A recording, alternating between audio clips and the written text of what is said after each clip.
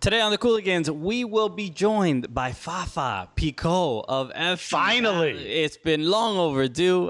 Just a Philadelphia Union legend. This is an MLS legend. People, we're huge fans of him, so we're excited to have him on the show. Plus, we talked to him in all 7 of his languages, and we find out who has the most trash pizza of all the places he's been. You might want to listen to this.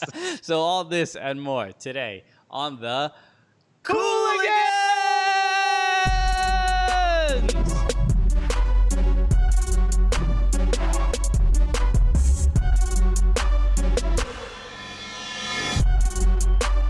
Yeah, baby!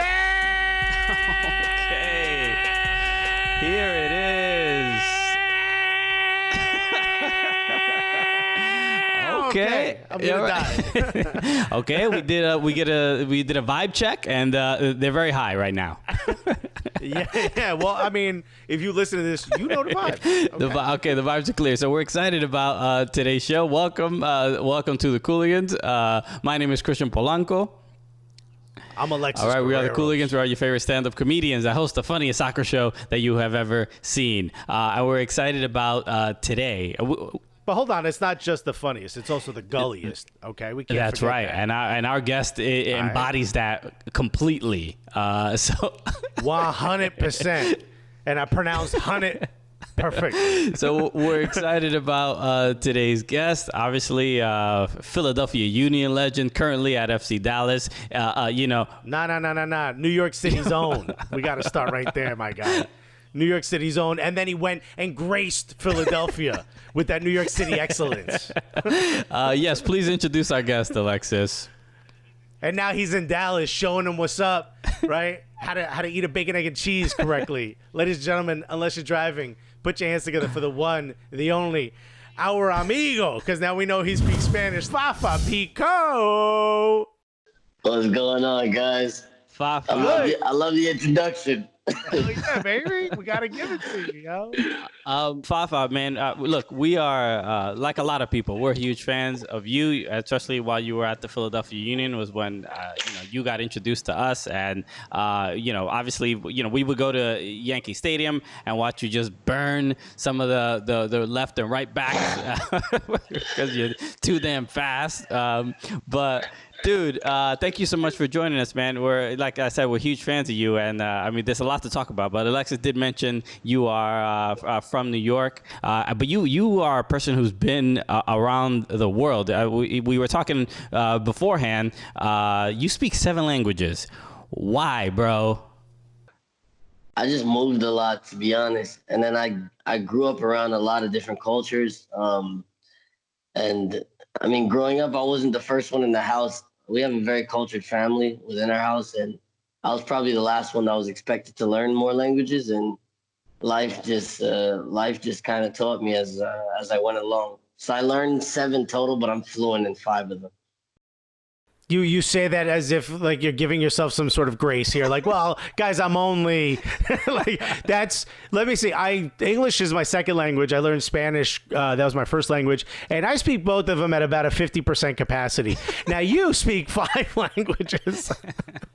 I didn't have a choice for some of them, man. I had to the more you move, you just start learning, and then with a lot of different teammates from different places, you pick up from everybody's culture and languages. And if you care enough, you learn. Yeah, I guess I just don't care enough. But you played, you went to Italy at an early age, right? As a teenager. Well, you went from New York City to Florida to Sardinia, if I'm not mistaken. Yeah. And then Prague, and right, and St. Pauli is in there as well. And now you went Philly to Dallas. Of all the places, since you remember, you were 9 when you moved out of New York, so you remember what a real slice should taste like. Of all the places, who's got the most trash pizza? Most trash pizza? Let's go. Man, this is tough. All right. It's a tough answer. The most trash. For now, I'm going to say probably... Oh, we need a drum beat. Probably in Germany, man. Like, unless you have the Italian immigrants, so I would be lucky and go to their places and get the good stuff. We meet like once a week, but apart from that, like on an everyday, just pick up a pizza somewhere. I'd It's probably garbage. German trash. Yeah, yeah. Yo, how about I really thought it would go Dallas, Prague.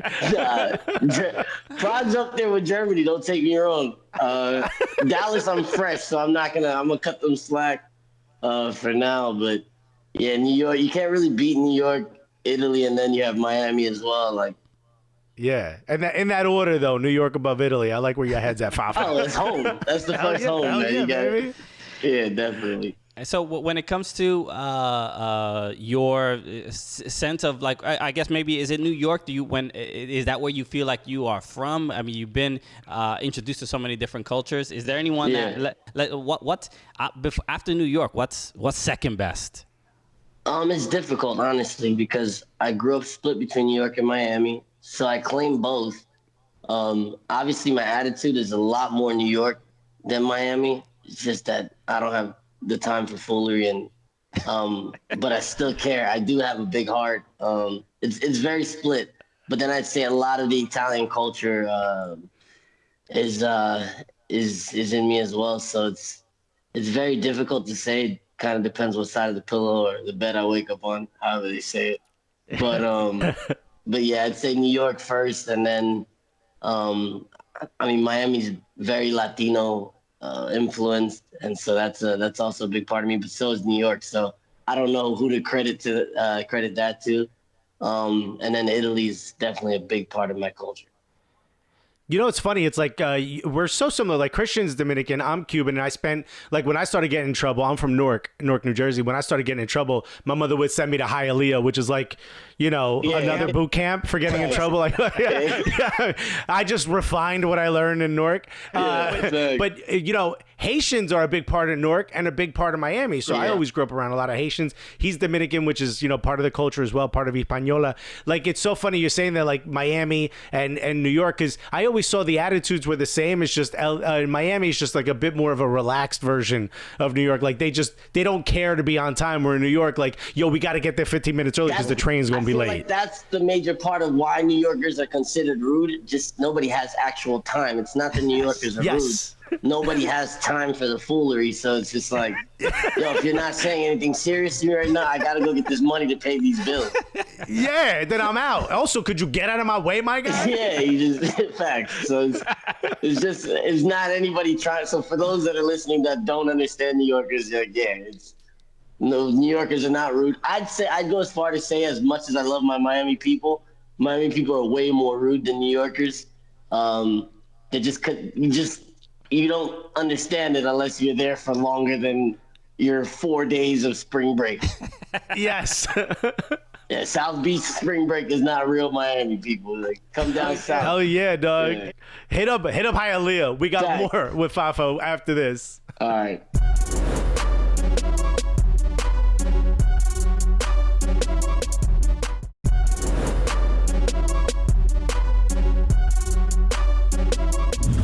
All right, we are back with Fafa Picault of FC Dallas. I wanted to talk to you about, especially we had a question from one of our Gully Squad members. Shout out to Steve Hamlin. He asked about, we have a lot of viewers that are huge FC St. Pauli fans, and you got to play there for a while. Yeah. What was your experience there like? Because we've been to like watch parties and watch the games. The support for that club is nothing like I've ever seen. They're incredibly unique. What was it like being a player for that team? It's awesome. St. Pauli, I mean, the fan support was incredible. So you get about, I'd say 31 or 32 at Millentor Stadium, but it feels like 200,000. They don't stop for 90 minutes. Sometimes we lost the game. This is like a side story. We lost the game, I think 2-1. I can't recall the score. But we really played well. We were just really unlucky, and we fought the whole game. The fans stayed 20 minutes after the game singing, and we just stayed in front of them. Wow. So that's like a small understanding of what kind of fans they were. Very positive. Obviously, when things aren't going that well, you'll feel it too. Yeah. You don't want to be out. You don't want to be out comfortable eating lunch or dinner. So, But overall, it was a great experience with those fans. It's like going to a loud museum, I can say. People come from all parts of the world just to experience it. When my parents came, they were absolutely shocked. They'd come to other games of mine, different games, but that atmosphere was like none other. I'd had my brother came to a few games. My friends came from Miami, from New York. Cousins have come, and just impressed with the atmosphere. And these are people that have been to different stadiums everywhere. And the same Pauli Experience is unique, and it's truly special. I'm just hearing that. I'm just hearing that you got a giant family, bro. There's a lot of tickets you got to get. No. So that's happening to me now. A lot in the MLS, man. The ticket count. You know that the New York game is rough. Miami game is bad. Again, it goes back to that whole working thing, though, because New York, people are always working, so it's not as terrible for the ticket request. Yeah. Miami, I started getting requests in December. Like once they got a team, I got like 200 texts. Yo, I heard June 13th y'all coming out here. Like, they don't even say like, I want to go see you play soccer. They're like, yo, I heard you can get me tickets to Beckham and them, and you're like, why? Yo, you can get me like 6, right? Just 6. I don't need anything more than that. Like, so come through the owner's suite, but just like for a few seconds. Yeah. Yo, hook it up. Yeah. Mad crazy, man. It's like, all right, I'll no. I want to ask you, what's it like for like a teenager from a city like New York to go to like an island like Sardinia and start like at a youth level, right? Which you went at like 16 years old. What was that? A completely different culture. It's funny, as different as it was very similar to how I grew up. Because Italians and island people are so similar, it's hilarious. And then I moved, I mean, the whole just free living, the whole tardy, we'll take care of it tomorrow. Domani was the word I learned right away, because everything I needed taken care of was like, domani. I was like, all right, okay, well, like, get to it when I get to it. And then domani on a Tuesday became next Wednesday, literally. So it's like, all right, we'll just, so it was a very, relaxed. That was the only difference, is that I did move to Sardinia. So it was an island. And then on top of that, it was very slow compared to the pace of life I was used to. But then Miami kind of also prepared me for that slow pace. It's not as fast paced as people think. It's just a big party city in Miami. So it kind of prepared me for that. But in terms of what I grew up around in New York and Miami, it was like, I was pretty ready for everything Italian. Well, how difficult was it at a young age to deal? And I know you've talked about this a lot, to deal with some of the racism that you came into contact with, especially in Sardinia. Is being an island, it's even more secluded than the rest of Italy sometimes feels like they are. How did that? I mean, were you like, yo, let me call some of my cousins to just stand around these stands real quick, just to keep shit regular? You know what I mean? Hey, let me tell you, man. People complain about quarantine. But I did quarantine for a good 4 or 5 months when I got over there. So I'm well equipped for quarantine. I'll go as far to say that it was rough. It was rough from the beginning to end. But I also have to say, it was, if I'm still that close to the culture, it's because I also had great memories. But I had some terrible ones. If we start the stories, we won't end this. So. I did have some tough times, really tough times, being a young Black kid in Italy. It wasn't easy, but it is something that allowed me to grow and become a man way quicker than I would have expected, and it made me appreciate simple things, and it made me laugh about a lot of things that might make people angry. So my patience is like up here now. It's very. Very different than when I went. Domani. Yeah. Oh, you're racist? I will talk about it, Domani. Right, tomorrow we'll get to it. And right now I got a lot of Domanis with all this going on, so we can be here for days. I want to also ask about Your time with the Philadelphia Union, man. You look like you had a great time there. I don't know the details. You can get to it if you want to, but can you talk a little bit about your time there? And especially last season was just an unbelievable season. With just incredible moments. Obviously, the playoff game against the Red Bulls, the Ilsinho coming on in the game and just lighting it up. Like what was that? My guy. What was it? Waking him up in the 60th minute so he can come on and score. Oh man, what a dude. What a guy.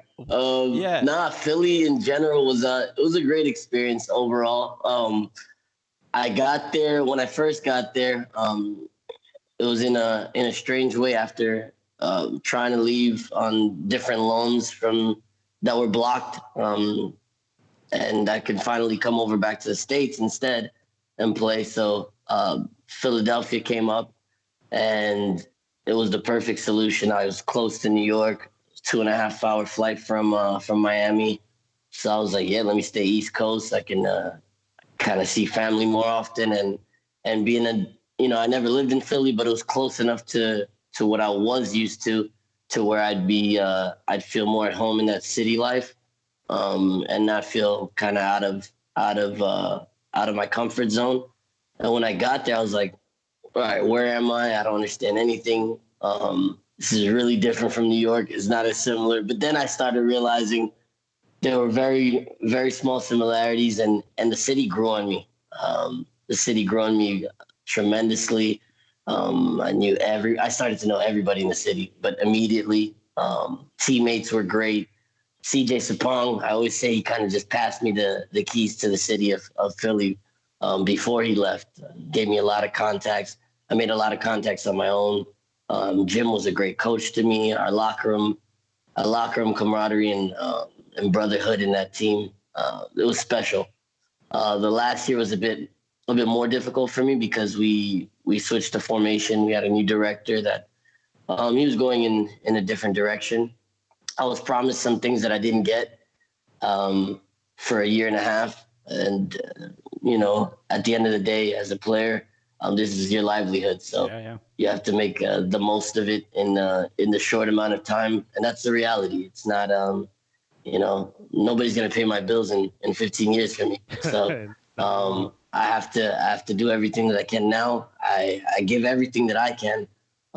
Whoever's on the other end of the table has to keep to their promises and do everything on their end to make sure that that I'm also happy as a player. And certain things weren't done. And the way I left, I think I left in good terms with everyone. I can't say that there's anybody in particular. I hope the fans were understanding of it, that it wasn't fully my decision. And at the same time, when it's all said and done, I'm in a place now that I'm very happy. I've been welcomed very warmly and in a great manner. So I'm also glad to be here, but at the same time, Philadelphia will always be home to me and will always be my city, as we call it, Fafadelphia. So it's always love when I go back over there, and I'm still in contact and in good terms with everybody. All right. Word. All right. Well, we got more with Fafa when we get back after this.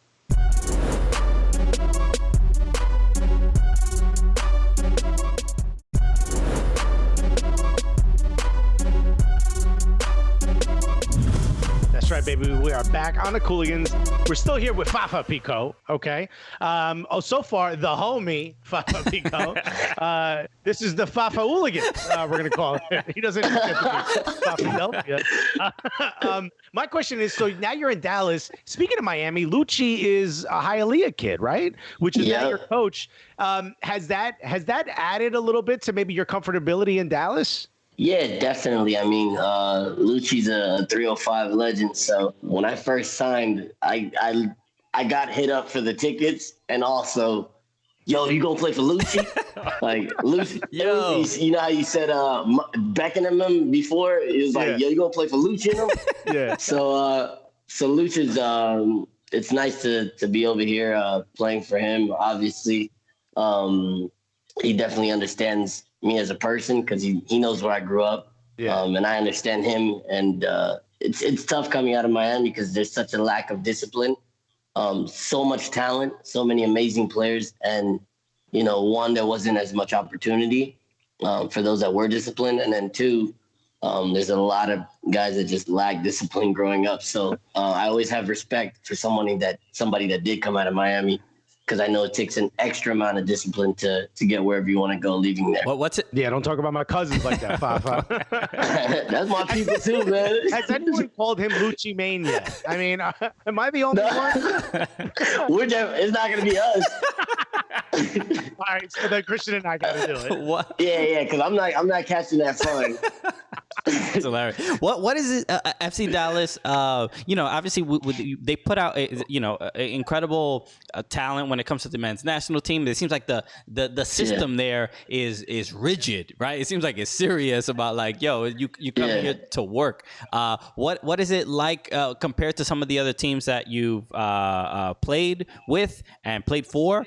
Is it a drastic change? Can you speak to FC Dallas's, like, are they really so much more incredibly unique than other MLS clubs that they're putting out talent like this?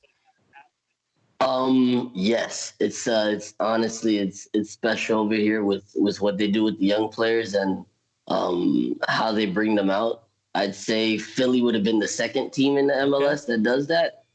But when you look at Dallas and you look at how many players have come out of here and not just players, I'm looking at these guys every day now, and I have the opportunity to see how it works. It's really a family from top to bottom. You see so many young players, from the age of 12. Actually, a player my dad coached in Miami that became a family friend. They moved from Miami to play for FC Dallas, so they live about 15 minutes away from me. And I see him at the center now, and he's about 14, I want to say now. And you see the progress of players and how they come up, and it's very nice how everybody receives each other. And I don't think I'd say it's an easy club for a young player to thrive in and begin his career and make something of themselves, because they give you all the tools and all the possibilities to do so, in my opinion. All right. Damn, Christian, maybe we still have a shot if we move to Dallas. You know what I mean? Yeah, good. Hey, I came over here to get back on national team. It's been about a year plus, so maybe I try to get some of the juice. I'm only get a heart attack if I go out there. That heat, that ass trying to run. No, thank you. That brisket hits. Oh, yeah. Watch it. All right, it'll slow you down. We'll be back with more Fafa, right? More after this.